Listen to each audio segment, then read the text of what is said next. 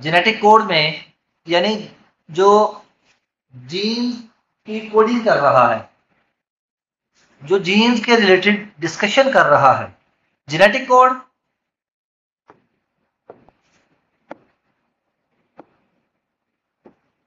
Code is a combination of 3 nucleotides. ये 3 nucleotides का combination का नाम। ये 3 genetic code is a combination of 3 nucleotides which specify a particular amino acids. जो मखसूस अमाइनो एसिड्स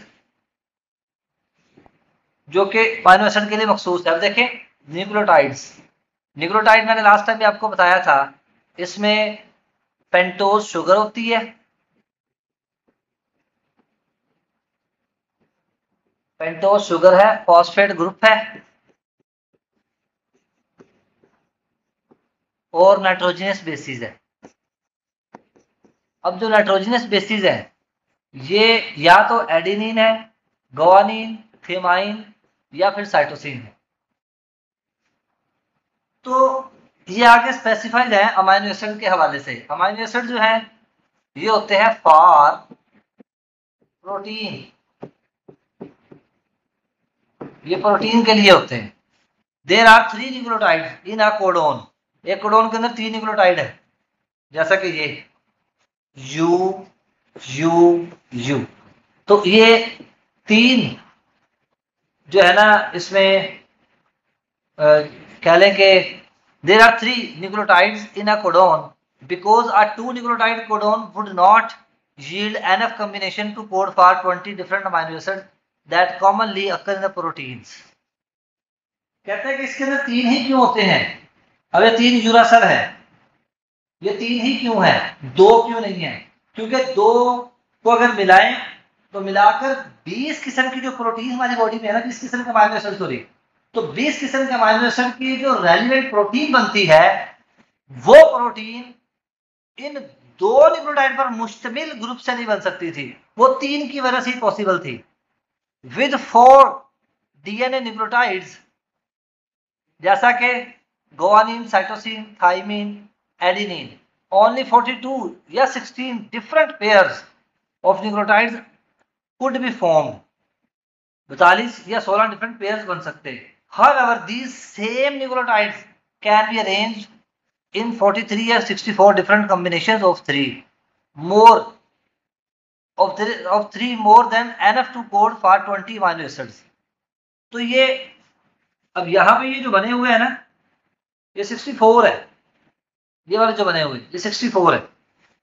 इसकी काउंटिंग कर लेंगे बाद में, जैसा कि ये यू सी ए जी, इसी तरह से यू सी ए जी, तो फिर ये यू इस यू के साथ, ठीक है, एक ये भी यहाँ पे एक और है साइड पे, ये देखें यू सी ए जी, ये वाला यू, फिर ये वाला यू और फिर ये वाला यू, क्या बन गया, यू यू यू। उसके बाद दूसरा ये देखिए, फिर उसके बाद फिर ये यू, ये वाला, फिर यू, फिर ये सी, इस तरह से यू यू और यू, ये वाला बन गया यू यू और फिर ये वाला। अब ये दूसरी, ये वाला यू, फिर ये वाला यू, फिर उधर से सी, फिर ये वाला यू, फिर ऊपर वाला यू और उधर से ए, और अब फिर ये वाला यू, ये वाला यू उधर से जी। तो ये 4 बन गए इस तरह से। तक समझ नहीं है किसी को, नहीं ना समझे? हाँ जी, दोबारा आके बना के दिखाओ। आगे बनाओगी, बना के दिखाओगी आके? आपने कहा समझ आ गई। तो ये देखे ना, ये वाला यू, एक ये वाला यू, फिर एक ये, क्या बन गया, ये वाला, फिर ये यू, ये वाला यू, फिर ये C, U U A, U U G, ये कंप्लीट हो गया। फिर उसके बाद सी यू यू, ये C you see, C you see, ये 2 कंप्लीट हो गया। फिर उसके बाद ए यू ए, ए यू जी, बल्कि नहीं, इसके नीचे वाला ये इसी का हिस्सा है, ये वाला CUA, ये वाला CUG, CUG, ये वाला, ये 4 बन गए, ठीक है। लेकिन एक क्या है, UUA, ये कोड बन गए। इस तरह से अगर आप गौर करो, ये किसके लिए कोडिंग कर रहे हैं जी, leucine, phenylalanine, serine, tyrosine, cysteine, ये स्टॉप कोडॉन है, या इसको कहते हैं ट्रिप्टोफैन, UGA, UGG, ठीक है, ये स्टॉप कोडॉन है। अच्छा, उसके बाद ये भी स्टॉप कोडॉन है, UAA, UAG, ये प्रोलीन है, ये थ्रियोनाइन है, अलानीन, एस्पार्टेट के लिए ये है, लाइसिन के लिए ये कोड है, एस्पाराजीन के लिए ये है, ग्लूटामिन के लिए ये कोडिंग है, हिस्टिडीन के लिए ये कोडिंग है। स्टार्ट कोडिंग किधर नजर आ रही है, ये देखिए, AUA, AUG, AUA, AUG, ये स्टार्ट कोडिंग है, ये स्टार्ट कोडिंग है, ये मिथ्योनिन के लिए ये स्टार्ट AUG। तो ये जो डिफरेंट कोडिंग है, इनके नाम रखे हुए हैं, तो ये आपका MCQs बन सकता है। वो पूछेगा कि which one is top codon, UGA, UAA, UAG, ये देखें, UGA,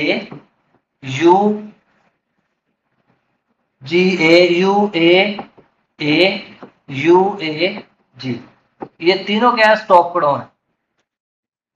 तीनों क्या है, देखो, UGA, ये स्टॉप कोडॉन, UAA, ये स्टॉप कोडॉन, UAG, ये स्टॉप कोडॉन।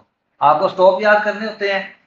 और फिर स्टार्ट में कौन सा, स्टार्ट के लिए AUG, ये स्टार्टिंग कोडॉन, ठीक है, ये स्टार्टिंग है। फिर वैलीन के लिए UG, UU, GUC। इसी तरह से ग्लूटामेट के लिए ग्लिसाइन, अर्जिनिन, सेरीन, अर्जिनाइन। तो ये टोटल सीक्वेंसेस हैं जिसमें स्टॉप कोडॉन 3 है, UGA, UAA, UAG, ठीक है। और स्टार्ट के लिए कौन सा है जी, AUG, ठीक है। ये याद रखने आपने, एडिनिन, यूरासिल, गुआनिन। तो ये बेसिकली कोडॉन है जो कि किसी भी ऑर्गेनिज्म के प्रोटीन को सेट कर रही है, स्टार्ट कर रही, चला रही है। क्योंकि ये जो कोड है UUA, ये ल्यूसीन के लिए है, ल्यूसीन अमीनो एसिड है।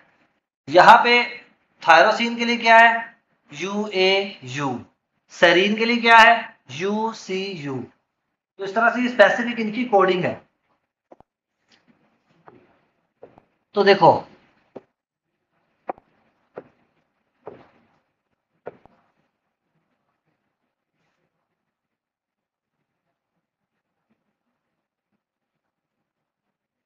After Crick initial experiments, Marshall, Nirenberg, Philip Leder या लीडर एंड हरगोबिंद खुराना, ये इंडिया का था, हरगोबिंद खुराना। तो क्रिक के एक्सपेरिमेंट के बाद मार्शल, नेरिनबर्ग, फिलिप लेडर या लेदर बोल दें, और हरगोबिंद खुराना, ये 3 scientist tested all 64 codon by making artificial messenger RNA। तो इन तीनों साइंटिस्ट ने आर्टिफिशियल मैसेंजर RNA बनाने के लिए 64 कोडॉन को स्टडी किया। ये सारे कितने बनते हैं, 64 है। इसको काउंटिंग करेंगे तो कितने बनेंगे सारे, ये 64 है। And triplet codons and using them to systemise a protein या amino acyl transfer RNA complex. देखिए, amino acyl transfer RNA complex इस तरह से है, ये क्या है, अमाइनो एसिड, इसके साथ क्या जोड़ दिया जाए, ट्रांसफर RNA। तो एक स्पेसिफिक तरीकेकार के जरिए अमाइनो एसिड ट्रांसफर RNA के जरिए जुड़ जाता है, तो उसको हम क्या बोलते हैं, अमाइनो असाइल। मैं उसको बना के दिखाऊंगा ट्रांसक्रिप्शन और ट्रांसलेशन के टॉपिक में। Amino acyl tRNA। तो अमाइनो असाइल tRNA इन सेल फ्री सिस्टम्स। तो the full genetic code was determined during mid 60s, यानी 60s, सन 1960 के दरमियान, 1960 तक जो है ना, ये तकरीबन कोडॉन सारे स्टडी हो चुके थे। आउट ऑफ 64 कोडॉन, ये सारे 64 है। 3 कोडॉन्स UAA, वो जो मैंने लिखे थे UAG and UGA, UAA, UGA, UAG, ये 3 कोडोन है। ये किसी को भी जो है ना सीक्वेंस को कोड नहीं करते बल्कि स्टॉप कर देते हैं। Do not code for any amino acid and hence are known as nonsense codon, या इन्हें नॉनसेंस कहेंगे या स्टॉप कोडॉन कहेंगे। These codons are usually present at the end of the gene and hence are also called stop codons। ये and पे होते हैं इसलिए इसको स्टॉप कोडॉन भी कहते हैं और इसे नॉनसेंस भी कहते हैं। नॉनसेंस इसलिए कहते हैं क्योंकि ये किसी को रीड नहीं करते, किसी के सेंस में ये नहीं आते। तो एमसीक्यू आएगा which one is nonsense codon, UAG, UGA, UAA, कोई एक क्लिक कर दें, ठीक है। या फिर पूछा जाएगा which one is stop codon, तो इनमें से किसी पे भी टिक कर सकते हैं। Every gene start with initiation codon AUG। हर कोई जीन किससे स्टार्ट होता है? ये वाला AUG, सॉरी ये वाला, ये वाला AUG स्टार्टिंग किसी से होगी, which encode the amino acid of methionine, जो कि मिथ्योनिन को जो है इनकोड करता है। तो ये एमसीक्यू भी आ सकता है। अच्छा, इसके आगे अब ये बड़ा इंपॉर्टेंट पॉइंट्स है। जेनेटिक कोड इज यूनिवर्सल, ये यूनिवर्सल है, सबके एक जैसे हैं, लेकिन माइटोकॉन्ड्रिया का जेनेटिक कोड और है, तो ये फर्क है यहाँ।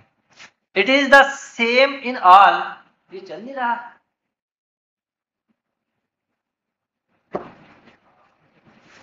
It is the same in almost all the organism. Genetic code universal है, हर ऑर्गेनिज्म में ये सेम है। For example AGA specifies arginine in bacteria. अब देखें AGA ये बैक्टीरिया के लिए है, बैक्टीरिया, ये बैक्टीरिया के लिए है। In human and all other organisms whose genetic code has been studied. अब देखें ह्यूमन में भी है, ऑल अदर ऑर्गेनिज्म के लिए, यानी AGA ये बैक्टीरिया के लिए भी है, ये इंसान के लिए भी है, बाकी जानदारों के लिए भी है। Because of the universality of the codon, the genes can be transferred from one organism to another and can be successfully transcribed and translated in their new host। Transcribed, transcription, translated, यानी transcription होता है कि से DNA से RNA बन जाना, फिर RNA से प्रोटीन बनना, ट्रांसलेशन होता है, ठीक है, फिर वो ट्रांसलेट हो जाता है। तो अगला टॉपिक इसी के मतलब हमने पढ़ना है जीन एक्सप्रेशन, अगला ये पढ़ना है।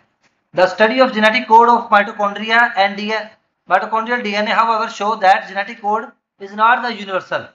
हर जानदार का जेनेटिक कोड सेम है, बट माइटोकॉन्ड्रिया का जेनेटिक कोड सेम नहीं है। For example UGA codon is normally stop codon, ये स्टॉप कोडोन है ना UGA सबके लिए, UGA, UAA, UAG ये सब के लिए स्टॉप कोडोन है। AUG ये सब के लिए स्टार्ट कोडोन है, ये स्टॉप है सबके लिए, तो ये तो फिक्स है। But in mitochondria it read eight tryptophan, mitochondria में ये स्टॉप नहीं है बल्कि ये ट्रिप्टोफान को स्टडी करता है। इसी तरह से AUA was read as a methionine, AUA as a methionine start होता है instead of the isoleucine, and AGA and AGG for termination of the protein synthesis instead of arginine, arginine की बजाय ये टर्मिनेशन के लिए यूज होता है। Thus it appears genetic code is not quite universal. इससे फिर ये बात साबित होती है कि जेनेटिक कोड मुकम्मल तौर पर यूनिवर्सल नहीं है।